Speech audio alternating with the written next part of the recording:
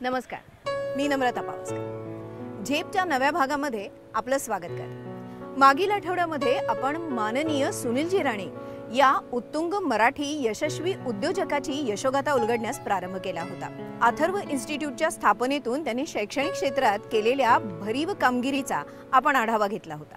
मात्र मी तेव्हाच नमूद केलं होतं की सुनीलजींनी राजकीय, सामाजिक, शैक्षणिक, कला, क्रीडा, पर्यटन अशा विविध क्षेत्रातही कौतुकास्पद कामगिरी केलेली आहे. आज आपण आलेलो आहे कोकणात, रत्नागिरी जिल्ह्यात गणपतीपुळेपासून 2 किलोमीटर अंतरावर असणाऱ्या मालगुंड या गावी कवी केशवसुतांच्या गावी. इथे आपण अनुभवणार आहोत सुनीलजींची एक अनोखी निर्मिती, ब्लू ओशन रिसॉर्ट आणि स्पा. हे देशातील तसेच परदेशातील पर्यटकांना आकर्षित करणारं आणि त्यांना जागतिक दर्जाच्या उच्चतम सोयी सुविधा उपलब्ध करून देणारं रिसॉर्ट आहे. तसेच हे रिसॉर्ट सुनीलजींच्या पर्यटन व्यवसायातील दूरदर्शीपणाचं उत्तम उदाहरण आहे. नमस्कार, आपलं सर्वांचं झेपमध्ये मी मनपूर्वक स्वागत करतो. साधारणपणाने आपण 13 वर्षानंतर भेटतो आहोत. 13 वर्ष म्हणजे जीवनाचं एक तप ओलांडून गेल्यानंतरची 3 वर्ष. आणि या 13 वर्षानंतर आपण आपल्या या मराठी माणसाने मराठी मुलखामध्ये आणि अस्सल मराठी मातीमध्ये केलेल्या या एक उद्योगाच्या प्रयत्नाला पुन्हा एकदा मी तुम्हाला भेट द्यायला घेऊन जाणार आहे. मला माहिती आहे की कोकणामध्ये अनेक तरुण तरुणी येतात, उद्योजक म्हणून येतात, काम करतात आणि मग या कोकणाने निसर्गाने नटलेल्या या कोकणाच्या वैभवामध्ये भर घालतात. आपण सुद्धा तसाच एक प्रयत्न केला, किंबहुना तो प्रयत्न अजूनही सुरू आहे. त्याला साधारणपणाने आज 25 वर्ष पूर्ण झाली. म्हणजे जीवनाच्या अडीच तपाकडे बघताना लक्षात येतं की आपण 25 वर्ष या कोकणाने आपल्या माणसाला जे वैभव दिलं ते वैभव पुन्हा एकदा निसर्गाच्या माध्यमातून, कोकणाच्या माध्यमातून आपल्या मराठी माणसाला द्यायचंच आहे. त्याचबरोबर नवीन उदयोन्मुखी तरुणाला सुद्धा संधी प्राप्त करून देत असताना काय घडू शकतं, काय बनू शकतं याचा इतिहास म्हणजे आपलं हे ब्लू ओशन रिसॉर्ट आणि हॉटेलची निर्मिती आपण 25 वर्षापासून करतो आहोत. मी करतो आहोत याच्यासाठी म्हणतो की आपण एखादा उद्योग करायला घेतला आणि तो आपण पूर्ण करतो 5 वर्षात, 10 वर्षात. पण कोकणासारख्या ठिकाणी येऊन मुंबईतनं यायचं, हे करायचं, आपल्या गावाकडे परत जायचं आणि मग हा उद्योग उभा करत असताना मनाला शांतीसुद्धा मिळाली पाहिजे. आणि मग पर्यटन वाढलं पाहिजे. पर्यटनाने अनेक व्यवस्था उभ्या राहतात. आपल्या महाराष्ट्र राज्यामध्ये पर्यटनाचं महत्त्व अतिशय चांगलं आहे, ज्याला आपण धार्मिक पर्यटन म्हणतो. आपण अनेक वेळेला अष्टविनायकाची यात्रा करतो, खंडोबाचे पर्यटन म्हणतो पाहिजे. उभा करत असताना मनाला शांतीसुद्धा मिळाली पाहिजे. आणि मग पर्यटन वाढलं पाहिजे. पर्यटनाने अनेक व्यवस्था उभ्या राहतात. आपल्या महाराष्ट्र राज्यामध्ये पर्यटनाचं महत्त्व अतिशय चांगलं आहे, ज्याला आपण धार्मिक पर्यटन म्हणतो. आपण अनेक वेळेला अष्टविनायकाची यात्रा करतो, खंडोबा जेजुरीची यात्रा करतो, अनेक ठिकाणी आपण जातो. त्याचबरोबर माथेरान, महाबळेश्वर याच्यासोबत आपण गणपतीपुळेला सुद्धा गणपतीच्या दर्शनाला येतो. आणि मग आल्यानंतर हा कोकण आपला समृद्ध वनराईने नटला आणि या निसर्गाच्या संपत्तीवर अतोनात प्रेम करणारा आपला कोकणी माणूस जो परिश्रमी आहे, मेहनती आहे, श्रमजीवी आहे. मग काजू, आंबा, फणस, कोकम याचं उत्पादन करणारा तो शेतकरी सुद्धा आहे. पण हे सगळं करत असताना आपण गेल्या 13 वर्षाच्या या वाटचालीमध्ये या कोकणामध्ये हे वैभव उभं करत असताना परिश्रमाची परिसीमा आपण केली. आणि ही परिसीमा करत असताना आपल्याला काय मिळालं तर जसं आपण पर्यटकांना सांगतो या आपल्या कोकणात या, म्हणजे आपल्या कोकणात तर म्हण आहे की येवा कोकण आपलोच असा. पण येवा कोकण आपलोच असा म्हटल्यानंतर आपण येऊन इथे काय मिळवतो तर या अशा संपूर्णपणाने समृद्ध असलेल्या या वनराईमध्ये आपल्याला जर बघितलं तर मनाला शांती मिळण्याचं एक स्थान आपण निर्माण केलं आहे. या सर्व झाडांच्या खाली, बाजूला असलेल्या स्विमिंग पूलमध्ये आणि आजूबाजूला नटलेल्या या वनराईने आपण मनाला शांती प्राप्त करतो. लक्षात घ्या, पर्यटन हा देखील एक उद्योग आहे. इतर उद्योगांमध्ये जसे चढउतार असतात तसे याही उद्योगात आहेत. अनेकदा तुम्ही वाचलं असेल किंवा ऐकलं असेल की एखाद्या पर्यटन स्थळाविषयी पर्यटकांमध्ये आकर्षण वाढलं किंवा कमी झालं। यासाठी अनेक गोष्टी कारणीभूत असतात। काही ठिकाणं अशी आहेत जी उत्तम पर्यटन स्थळं म्हणून गणली जाऊ शकतील, मात्र आजच्या पर्यटन व्यवसायाच्या निकषांवर पात्र ठरतील अशा सोयीसुविधा तिथं असणं गरजेचं आहे। कोकणात या साऱ्या गोष्टींना प्रचंड वाव आहे आणि हे रिसॉर्ट म्हणजे सुनीलजींच्या व्यावसायिक दृष्टिकोनाचा आदर्श नमुना आहे। हे सर्व करण्यामागचा जो उद्देश आहे हा जर आपण लक्षात घेतला की या कोकणामध्ये जसं मी म्हटलं की या कोकणाला वैभव जे प्राप्त झालं आहे निसर्गाचं, त्या निसर्गाच्या वैभवामध्ये अनेक लोकांनी येऊन व्यवसाय करावा। जसं मी म्हटल्याप्रमाणे काजू, आंबा, फणस, कोकम याचं उत्पादन करताना त्याचा व्यावसायिक दृष्टिकोन ठेवून त्याच्यामधून अनेक उद्योग पुढे आले आणि मग मुंबईवरून अनेक लोक, अनेक उद्योजक कोकणामध्ये आले आणि त्यांनी पर्यटनाच्या माध्यमातून या अशा क्षेत्राला चालना दिली। आणि मग हे करत असताना आपल्यामध्ये लक्षात आलं की आपण जर खरोखर कोकणामध्ये येत असताना आपण ज्या उद्योगाच्या माध्यमातून, पर्यटनाच्या माध्यमातून व्यावसायिक दृष्टिकोन ठेवून जर करत असू तर लोकांनी इथे येऊन मनाला शांती मिळेल, ज्याला आपण म्हणतो की निसर्गरम्य वातावरणामध्ये आल्यानंतर आपण धकाधकीच्या जीवनातून बाहेर येतो आणि मग बाहेर आल्यानंतर आपल्याला असं वाटतं की आज 2-3 दिवस या निसर्गामध्ये, जंगलामध्ये, समुद्राच्या रम्य किनारी आपण जाऊन मनाला शांती प्राप्त करून घ्यावी।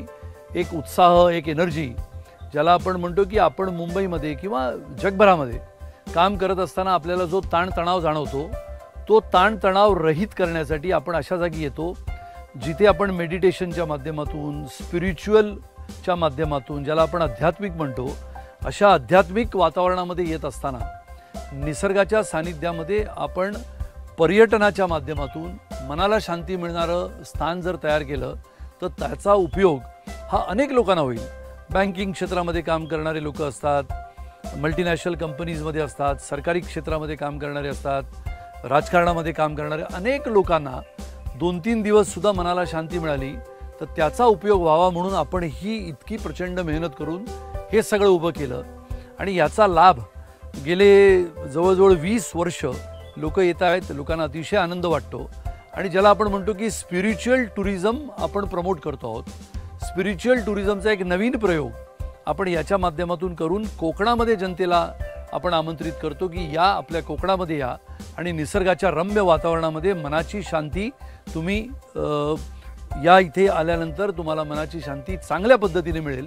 हे आपण सगळं करण्यासाठी हे उभं करतो आहोत। आजकाल कॉर्पोरेट जगतातील अनेक कंपन्या त्यांच्या कर्मचाऱ्यांच्या मनावरचा ताण हलका व्हावा, त्यांना काम करण्यामध्ये उत्साह यावा यासाठी तशा प्रकारचे अनेक कार्यक्रम आखत असतात। यासाठी योग शिकवणारे, मेडिटेशन शिकवणारे, रिलॅक्सेशन करवणारे अशा सगळ्या ट्रेनर्सची तिथे नेमणूक केली जाते आणि मोटिवेशनल स्पीकर्सची सुद्धा व्याख्यानं ठेवली जातात। अशा पद्धतीची कार्यशाळा, सेशन्स इत्यादींसाठी या रिसॉर्टमध्ये अतिशय सुयोग्य असं नैसर्गिक वातावरण आहे। इथे हवेशीर व हिरवेगार लॉन्स आहेत, योग आणि मेडिटेशन विंग्स आहेत, गझेबो आहेत, स्विमिंग पूल आहेत, अत्याधुनिक जिम आहे व सर्व सुखसोयींनी समृद्ध अशी राहण्याची सोय देखील आहे। अशा सगळ्या सुविधा या रिसॉर्टमध्ये उपलब्ध करून देताना सुनीलजींनी या गोष्टीचा देखील पुरेपूर विचार केला आहे की जागतिक पर्यटन व्यवसायामध्ये खाद्य संस्कृतीला किती महत्त्व आहे। इथले दोन्ही रेस्टॉरंट्स हे महत्त्व अधोरेखित करतात। पर्यटन आणि कोकणची खाद्य संस्कृती या दोघांचा एक अनोखा संगम आपल्याला पाहायला मिळतो आणि त्याच्यामुळे आज आपण या ब्लू ओशन रिसॉर्ट आणि स्पाच्या अतिशय सुंदर अशा टाईड रेस्टॉरंटमध्ये बसलो आहोत।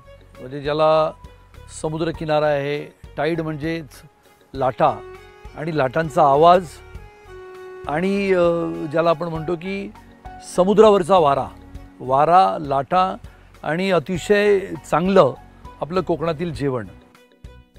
आणि मग इथे आल्यानंतर तुम्हाला कोकणची खाद्य संस्कृती, कोकणचा मेवा ज्याला म्हणतात, किंबहुना मासे, कोकणामध्ये आल्यानंतर कोकणाच्या खवय्याला मासे खाल्ले नाहीत तर त्याला ते वाटत नाही की आपण कोकणात आलो। म्हणून कोकणात आल्यानंतर अतिशय चांगल्या पद्धतीचं जेवण, कोकणी मसाले, कोकणी पदार्थ, मग त्याचबरोबर नारळापासून बनवलेले पदार्थ, अशा सर्व पदार्थांचा संगम आपल्याला इथे मिळतो। त्यामुळे आपण म्हणतो ना की कोकणातले खवय्ये व्हा, कोकणामध्ये या मराठी मातीशी मराठी विविध खाद्यपदार्थांसाठी आपण जुळवून घ्या, त्याचा आस्वाद घ्या आणि या अशा निसर्गरम्य ठिकाणी मनाची शांती मिळवा। सुनीलजी राणे सरांच्या माध्यमातून या रिसॉर्टच्या माध्यमातून या इथल्या लोकांना एक मोठा रोजगार तयार झाला आहे आणि कोकणात ह्या अशा प्रकारचा एक प्रयत्न हा एक अभिनव प्रयत्न असं जर म्हटलं तर ते वावगं ठरणार नाही, कारण नुसताच रोजगार तयार नव्हता, त्या डेझिग्नेशनची लोकं, त्या कामातली विशेषज्ञ लोकं ही या कामांवरती या इथं नेमणूक झालेली आहेत आणि लोक करत आहेत काय तर पर्यटनाच्या माध्यमातून कोकणामध्ये येणारे जे पर्यटक आहेत त्यांना लागणाऱ्या ज्या अत्याधुनिक सेवा आहेत तर त्या सेवा प्रदान करण्याचं काम या इथं केलं जाते आणि ह्या नवीन परिभाषा असलेल्या सेवा आणि नवीन परिभाषा असलेलं पर्यटन ह्या कोकणामध्ये रुजावं, रत्नागिरीच्या ह्या दुर्गम भागामध्ये रुजावं यासाठी सुनीलजी राणे गेले 25 वर्ष सातत्याने काम करत आहेत। थाय मसाज थेरपीज देणारे स्पा हे खरोखरच जागतिक पर्यटन व्यवसायातील एक महत्त्वाचा भाग झालेले आहे। याच्या सोबतच आपल्याकडे या बाजूला स्पा आहे आणि ज्याला आपण म्हणतो की अनेक वेळेला आपण काम करत असताना ताणतणावामध्ये मुक्त होण्यासाठी आपण स्पामध्ये जातो, निसर्गाच्या सानिध्यामध्ये आपण आपल्या स्वतःला मनशांती मिळवण्यासाठी विविध आयुर्वेदिक थेरपीचा वापर करतो। त्यामुळे या अशा ठिकाणी आल्यानंतर मनाचा आनंद तर आहेच, पण शरीराचं स्वास्थ्य टिकवून ठेवावं, एक नवीन ऊर्जा, एक नवीन प्रेरणा, एक नवीन जिद्द या कोकणाच्या अस्सल मातीतून घेऊन समुद्राच्या वाऱ्याने, समुद्राच्या लाटांनी मन प्रसन्न होऊन आपण जगण्याचा दृष्टिकोन एक सकारात्मक असावा म्हणून प्रयत्न करण्यासाठी अशा वातावरणाचा आपण लाभ घेत असतो की ज्याला आपण इंग्रजीमध्ये म्हणतो की माइंड, बॉडी आणि सोल याचा त्रिवेणी संगम। याचाच अर्थ मनाची शांती, त्याच्यासोबत विविध थेरपींनी आयुर्वेदाचा केलेला अभ्यास आणि त्या आयुर्वेदाच्या विविध जडीबुटींनी माणसाच्या शरीरामध्ये, मनाच्या स्वास्थ्यामध्ये या सगळ्यामध्ये एक नवीन ऊर्जा प्राप्त करून देणे आणि मग त्यामुळे हा उद्देश होता की कोकणामध्ये तर आपण अनेक वेळेला येतो, पण कोकणामध्ये आल्यानंतर त्याचा एक विविध रंगी, विविध ढंगी असा अनुभव घ्यावा। पर्यटनाने कोकण तर फार वर्षापासून पर्यटनाच्या माध्यमातून कोकणाचा उपयोग फार केला गेला, तरीसुद्धा समृद्ध असलेल्या आपल्या कोकणामध्ये पर्यटनाला आणखीन चालना मिळावी आणि लोक फक्त मुंबईतूनच नव्हे तर संपूर्ण भारतातून यावेत, त्याचसोबत परदेशी पर्यटकसुद्धा यावेत म्हणून आपण अनेक प्रयत्न करून हा प्रकल्प उभा करतो आहोत। आजकाल कोणताही उद्योग सुरू करताना गोष्टी इको फ्रेंडली आहेत का यावर फार भर दिला जातो आणि कोणताही उद्योग सुरू करत असताना 5-10 वर्षे पुढचा विचार करणाऱ्या सुनीलजींनी इथेही गोष्टी इको फ्रेंडली असण्यावर प्राधान्य दिलेलं आहे। आपण आज आपल्याला लागत असलेल्या पाण्याच्या महत्त्वाच्या अशा घटकाविषयी बोलणार आहोत।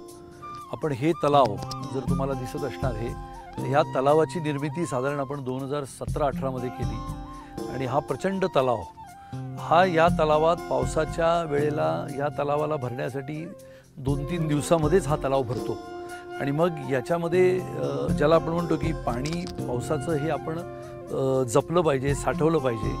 मग त्याच्यासाठी अनेक योजना आल्या। महाराष्ट्र सरकारने जलयुक्त शिवार योजना दिली, आदरणीय पंतप्रधान श्री नरेंद्र मोदीजींनी जलजीवन मिशन नावाच्या योजना दिल्या, पण आपण या योजनेच्या व्यतिरिक्त आपण स्वतःहून या तलावांची निर्मिती केली ज्याच्यामध्ये कोट्यावधी लिटरचं पाणी आपण साठवू शकतो आणि ज्याला आपण म्हणतो की अनेक वेळेला पिण्याच्या पाण्याचं दुर्भिक्ष हे कोकणामध्ये नेहमीच असतं। एप्रिल आणि मे मध्ये आजही आपण आधुनिक जगामध्ये गेलो असलो तरीसुद्धा आपल्या या वैभवाने नटलेल्या समृद्ध अशा कोकणामध्ये एप्रिल आणि मे मध्ये विहिरीची पातळी खाली जाते। ज्याला आपण विहीर खणतो आपल्या अंगणामध्ये, त्या अंगणामध्ये असलेल्या विहिरीला सुद्धा पाणी राहत नाही आणि म्हणून पावसाचं पाणी हे सगळ्यात महत्त्वाचं आहे। त्यामुळे निसर्गाने दिलेल्या या पावसाच्या वरदानाने आपण ते पाणी टिकवलं पाहिजे, साठवलं पाहिजे, त्याचा वापर केला पाहिजे म्हणून आपण ही योजना केली आणि असे भव्य तलाव आपण इथे उभारले। आपण आता या दुसऱ्या तलावाच्या मी किनारी उभा आहे आणि आपण ज्याला म्हणतो की पर्यावरणाने पर्यटनाला सुद्धा चालना मिळते। पर्यावरण हे सर्वात महत्त्वाचं मानलं जातं आणि पर्यावरणाचं रक्षण करण्यासाठी आपण अनेक वेळेला चर्चा करतो. मी जवळजवळ समुद्र सपाटीच्या वर 600 फूट उंच असून या तलावाच्या 20 ते 25 फूट खोलीच्या इकडे उभा आहे. आता आपण लक्षात घ्या, फेब्रुवारी महिना आहे. फेब्रुवारी, मार्च, एप्रिल, मे हे 4 महिने कोकणामध्ये पिण्याच्या पाण्याच्या दृष्टीने अतिशय महत्त्वाचं मानलं जातं. आता या तलावातलं पाणी आपण खाली घेतो.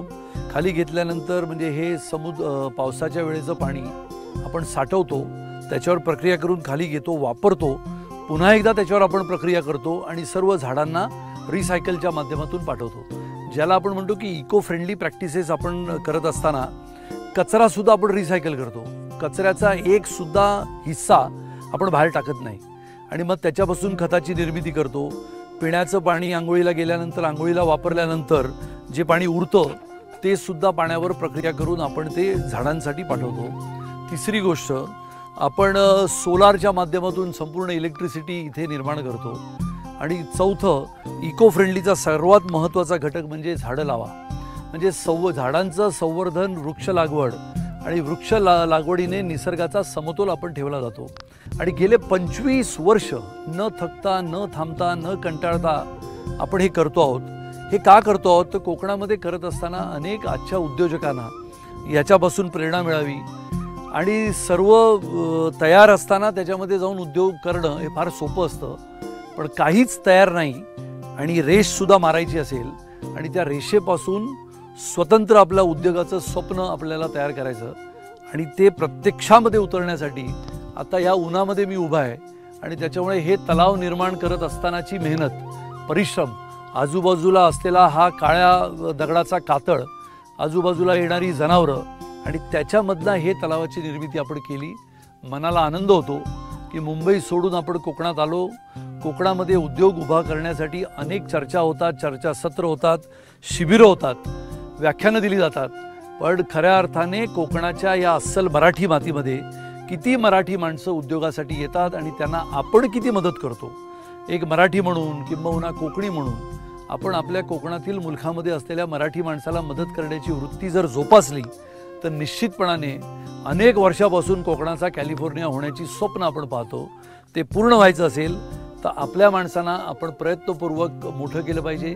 त्यांच्या प्रयत्नांना आपण यश प्राप्त करून देण्यासाठी आपण त्यांना साथ दिली पाहिजे. आणि पिण्याच्या पाण्याचं दुर्भिक्ष आपल्याला संपवायचं असेल तर अशा पद्धतीची तळी आपण बांधली पाहिजेत. इको फ्रेंडलीच्या माध्यमातून आणखीन एक महत्त्वाचा घटक आपल्या सगळ्यांच्या लक्षात येतो की पेट्रोल आणि डिझेलची बचत करायची असेल तर आपल्याला इलेक्ट्रिक शिवाय पर्याय नाही. आणि त्याच्यामुळे इलेक्ट्रिक वाहनांचा पर्याय वापरून आपण इथे छोटी छोटी इलेक्ट्रिकल वाहनंसुद्धा वापरतो.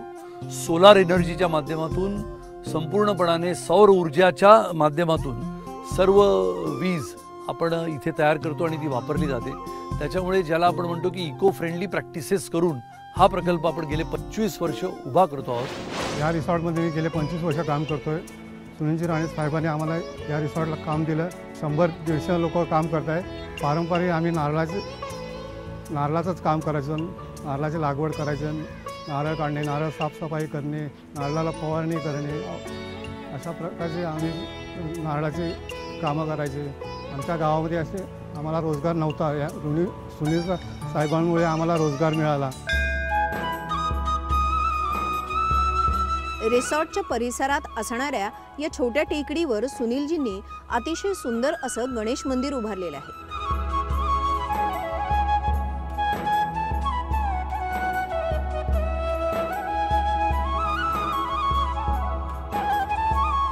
या मंदिराच्या इथून पाहिल्यानंतर सभोवताली खाली दिसणारं दृश्य हे खरोखरच निसर्गरम्य असंच आहे.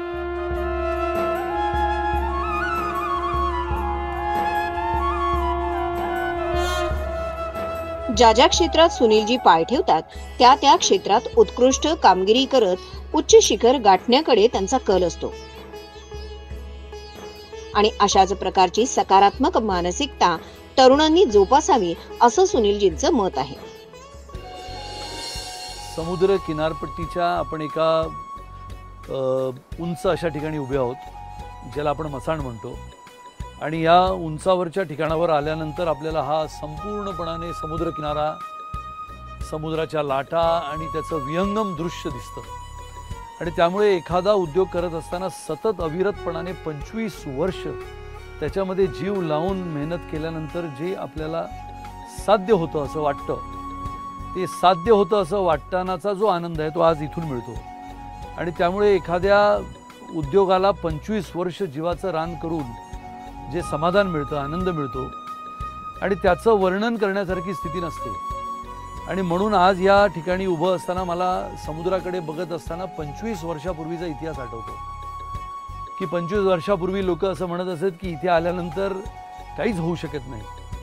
आणि नाउमेदाने अनेक लोक इकडनं परत जातात, पण सतत जिद्दीने, चिकाटीने, परिश्रमाने, मेहनतीने आणि सतत आपण काहीतरी करू शकतो ही जिद्द मनामध्ये बाळगून येणाऱ्या प्रत्येक वेगवेगळ्या प्रसंगाला, अडचणींना, अडथळ्यांना मात करत करत आपण पुढे जातो.